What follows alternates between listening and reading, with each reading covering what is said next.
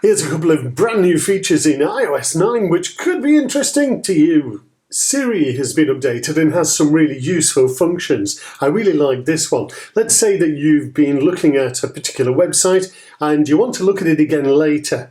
Try doing this. Siri, remind me of this in 30 seconds time. Okay, I'll remind you. Now, of course, that's really great. I'd never say 30 seconds. I may say, remind me at 7 o'clock this evening. That's going to work fine. But if I just talk for about 30 seconds now, what we should find is a reminder will come up to go back to that website. That's really useful if you're doing research. Let's see if it works. So there's the reminder. Let's get a closer look. There's the reminder, and it's come up on my Apple Watch as well. How fascinating. So let's just say open in Chrome and it'll take us straight back to that website. That's a really handy one for, not just for us, but for some of our students as well. Don't forget to look at this at something o'clock. That can be really helpful. Then either manually or with Siri, you can go into your reminders and then you can just delete the reminder that you just put in. Probably a good idea because I often have loads of reminders which I've forgotten to delete. I always do that. Here's a really neat trick with Siri that's quite nice for your photographs. If somebody has problems touching the screen, you can just say things like this. Hey Siri, show me photographs that I took in the Lake District this year. And there you go, it's showing me photographs that we took in the Lake District just this year. And, well, not bad at all. And here's just a quick one. The search on the iPad has been vastly improved.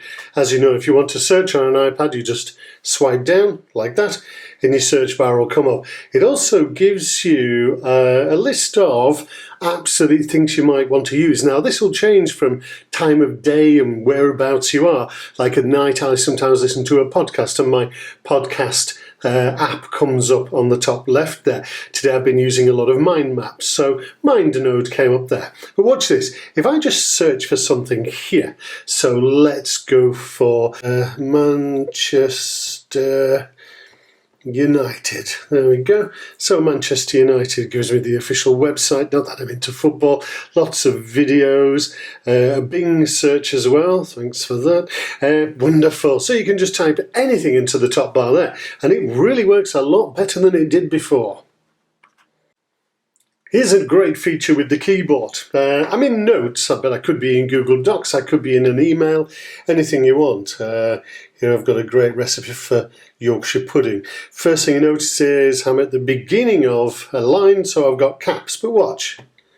After I've done the capital, it then goes down to lowercase. And believe it or not, the keyboard has never done that before. That's really, really good. So now we've got lowercase keys. But well, the thing I wanted to show you is a real deal breaker, because this turns the iPad from being a blooming awful thing that you have to point around to get your cursor where you want to an amazing little thing.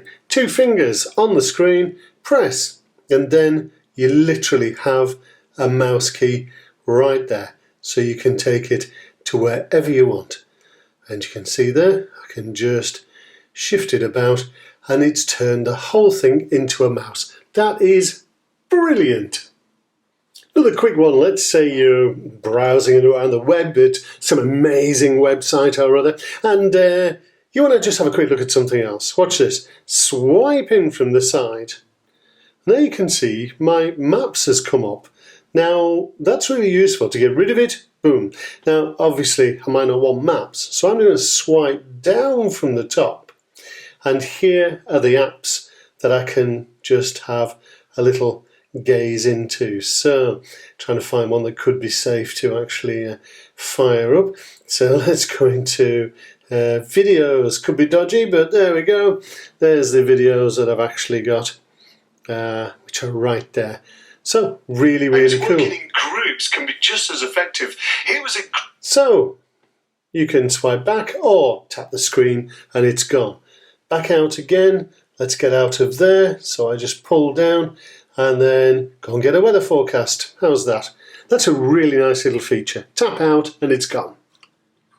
And I'll tell you where this could be useful if you're running something on an iPad and you've got a lesson plan that you just want to refer to, just pull it out in your notes there and then just pop it back and you're away. Could be really handy. It's something that I'm thinking about for presentations, just a little prompts there. That's actually a Yorkshire pudding recipe, so it's not going to work. Now this next idea only works with the iPad Air 2 and anything newer than that. So in other words, if your iPad's over a year old, you've had it. But if you're in Safari, and here I'm in videos, you'll see there's a little line just there. Let's just take a closer look. There it is, the line just on the right-hand side there. Now let's just pull out very quickly. What I can do now is work split screen. So effectively, I can have Safari running here, and in this case, I've got my home videos running there. So if an app is configured to work like this, it will do it. Just again, pull down there and I can go into my notes or I can go into maps, whatever. Just move it back across there. And this now is getting a lot more functional. You can see there, it's splitting the screen. It's just wonderful. To get rid of it, just go like that and then I'm back in. So there you go, a few new tips and tricks to get you on the road with iOS 9. I'm going to do a big training thing all about this because it's a very big update, so look out for that.